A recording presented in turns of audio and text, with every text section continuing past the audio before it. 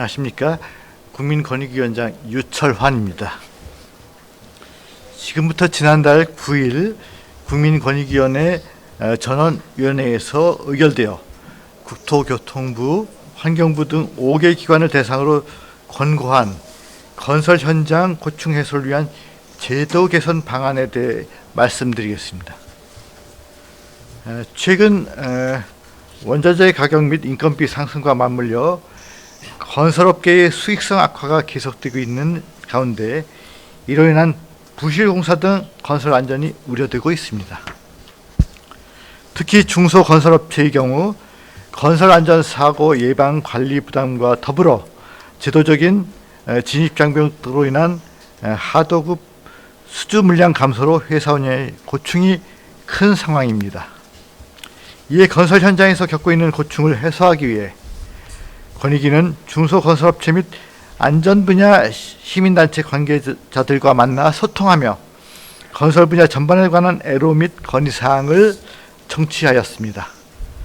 이를 토대로 중소건설업체의 고충 해소, 건설 현장의 안전 및 공정한 경쟁을 위한 3개 과제를 선정하였고 다음과 같이 제도 개선을 추진하게 되었습니다. 주요 개선 내용입니다. 첫째, 중소규모의 건설공사에도 공사 손해배상보험 가입을 의무화하고 보험료를 공사 원가에 반영하고자 합니다. 현재 대형 공공건설공사에는 손해배상보험 가입을 의무화하고 보험료를 공사 원가에 반영토록 하고 있습니다. 그러나 중소건설업체가 많이 참여하는 200억 미만의 공공건설공사 등에는 손해배상보험 가입 의무가 없어 비용 절감을 위해 보험을 가입하지 않았던 중소건설업체의 화재 등 대형 사고가 발생한다면 회복하기 어려운 피해를 입을 수밖에 없었습니다. 현행 제도상 대형 건설사에는 보험료를 예산으로 지원하는 방식의 안전장치가 마련되어 있는 반면 위험관리 능력이 상대적으로 부족한 중소건설사는 자기 비용으로 위험에 대비해야 하는 실정입니다.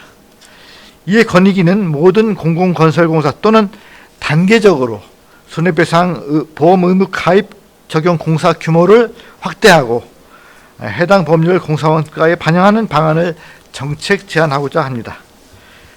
둘째, 건축자재 품질 시험 성적서를 발급하는 공인시험기관에 대한 인정 방식을 개선하고자 합니다. 현재 국가기술표준원의 한국인정기구는 제품에 대해 시험 검사를 수행하는 기관을 공인해주고 이렇게 공인된 시험기관은 시험 의뢰 제품에 대해 적합성 평가를 거쳐 시험 성적서를 발행하고 있습니다. 그런데 건축자재를 생산하는 기업이 스스로 사내 시험기관을 설립하여 한국인정기구로부터 공인시험기관 인정을 받고 자사 제품을 사내 시험기관에 시험 의뢰를 하는 경우가 있어 객관적인 인증이 담보되기 어렵고 추후 안전사고가 발생할 수 있는 문제가 있다고 생각합니다. 이에 한국인정기구의 공인시험기관 인정심사 과정을 살펴보니 독립성과 공평성에 관한 심사 기준이 구체적이지 않아 평가사의 주관이 개입할 여지가 많았습니다. 따라서 권익위는 건축자재 품질을 시험하고 시험 중 성적서를 발행하는 공인시험기관이 제품 시험을 의뢰하는 자사 기업의 영향을 받지 않도록 사내 영수소 등이 공인시험기관으로 인정받을 때 독립성과 공평성 심사 항목을 명확히 구체화하고 부적합 심사 기준을 마련하도록 권고하고자 합니다.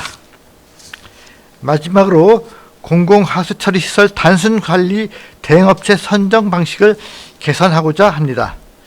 현재 지방자치단체는 공공하수처리시설의 효율적인 운영과 관리를 위해 관리대행업자를 선정하여 위탁하고 있으며 관리대행 업무는 시설계량 포함 여부에 따라 시설계량을 포함하는 복합관리대행과 시설계량을 포함하지 않는 단순관리대행으로 구분되어 있습니다.